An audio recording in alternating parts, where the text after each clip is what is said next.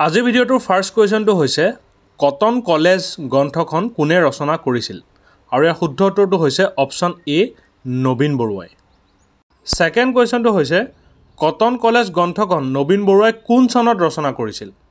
আৰু ইয়াৰ শুদ্ধ উত্তৰটো হৈছে অপশ্যন বি 1970 চনত থাৰ্ড কুৱেশ্যনটো হৈছে ডাৱৰ আৰু নাই গ্ৰন্থখন কোনে ৰচনা কৰিছিল আৰু ইয়াৰ শুদ্ধ উত্তৰটো হৈছে option B Jogesh Das fourth কুৱেশ্যনটো হৈছে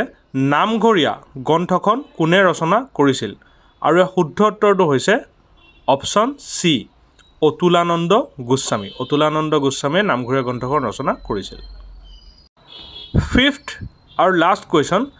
লাষ্ট কুৱেশ্যনটো হৈছে আছামিজ মেৰিয়েজ সিস্টেম গ্ৰন্থখন কোনে ৰচনা কৰিছিল আৰু ইয়াৰ শুদ্ধ উত্তৰটো হৈছে অপশ্যন ডি হেমচন্দ্ৰ বৰুৱাই ৰচনা কৰিছিল